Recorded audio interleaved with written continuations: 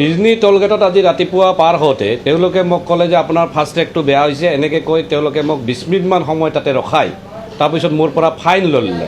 অথচ মোৰ তেতিয়া 575 মোৰ একাউণ্টত আছিলে, তথাপি মোৰ পৰা ফাইন লৈ ল'লে। মই তেনেকৈ গুচি গ'লোঁ।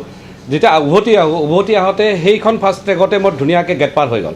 তেতিয়া মই তেওঁলোকক কোৱেশ্যন কৰিলোঁ যে মোৰ যদি ফাষ্ট ট্ৰেকটো ভালে আছিলে আপোনালোকে মোক একাউণ্টত পইচা থকাৰ পিছতো কিয় ফাইন লগালে? তেতিয়া ক'লে নাই, আমাৰ হায়াৰ অথৰিটি আছে, আপুনি তাতে কথা পাতক কিবা থাকিলে। তেতিয়া মই NHৰ অফিচত গ'লোঁ। NHৰ অফিচত গৈ তেওঁলোকক কমপ্লেইন দিলোঁ। ক'লে নহয়, আমাৰ এইটো এনেকুৱা ছিষ্টেমে, আমি একো কৰিব না, আপোনাৰ ক'ত কি কমপ্লেইন দিব লগা আছে আপোনালোকে দিয়ক।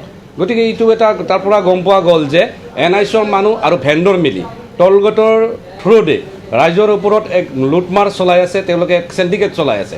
100খন গাড়ীত কমচে কম 10খন গাড়ীক এনেকৈ ৰখাই তেওঁলোকে পইচা থকাৰ পিছতো তাৰ পৰা তেওঁলোকে ফাইনৰ নামত পইচা কালেকশ্যন কৰি আছে।